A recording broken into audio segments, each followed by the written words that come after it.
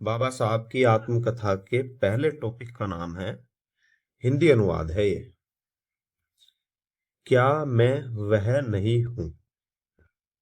इसमें बाबा साहब ने एक छोटा सा किस्सा बताया कि इनके दादाजी का नाम था मालोजी राव और उनके एक भाई थे जो लगभग 14-15 साल की उम्र में ही साधुओं के साथ निकल गए थे। तो एक बार वो वापस लौटते हैं लगभग 20 साल बाद।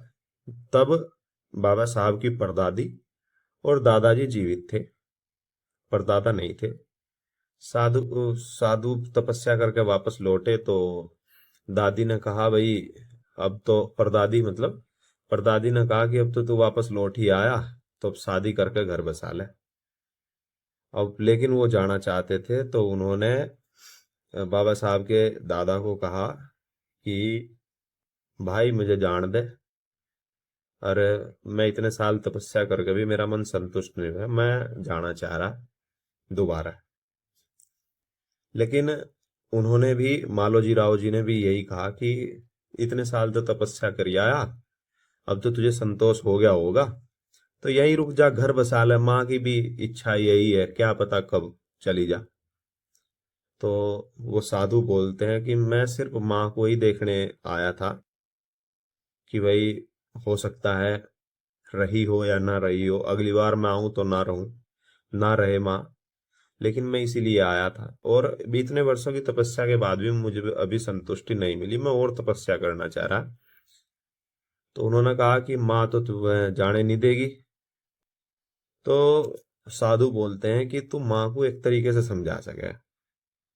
माँ को कहता है कि माँ क्या पता है वो कौन है, क्या पता हमारा ही भाई है नहीं है, तेरा लड़का है नहीं है, अकि ये जो साधु हो ये तो टोना टोटका जाना है, कैसा ना हो तेरे पे कुछ जादू मंत्र चला दे, हमारी संपत्ति लपेट के ले जा, किससे अच्छा ही हो है इसे जान दे, क्या पता कौन है, कहा गया हमारा भाई बन के तेरा बच्चा बन गया, कि इसके मुंह में मत फंसे। इतनी सी बात मालोजी राव अपनी माता जी को कहते हैं और माता जी उस साधु को जाने देने के लिए मान जा। अब वो साधु चला जा और साधु लगभग फिर 20-22 साल बाद वापस लौटे और लौटने के बाद में आवे तो मालोजी राव जी बड़े खुश हों, भाई आया लौट के इतने साल बाद। पूछा, भाई हाल चाल कैसे हैं, क्या हाल है, तपस्या कैसी रही। उसने कहा तपस्या बहुत बढ़िया रही और मुझे बस एक चीज की अनुभूति हुई जो मैं बताने के लिए आया, और मैं अब आया भी इसलिए कि उम्र भी हो चुकी, भाई 24, 20, 44 और 14-15 साल के गए भी होंगे तो लगभग 62, 63, 65 साल उम्र रही होगी उनकी साधु की।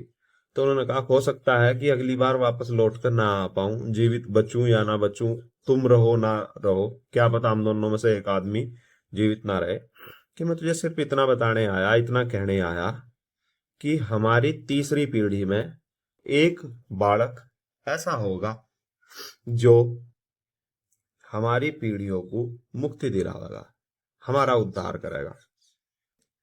बस इतनी सी अनुभूति है मेरी और मैं इतनी सी बात कहने के लिए आया। तो उस भविष्यवाणी के बारे में ही बाबा साहब ने यह बात कही कि क्या मैं वह नहीं हूं। पहला टॉपिक खत्म।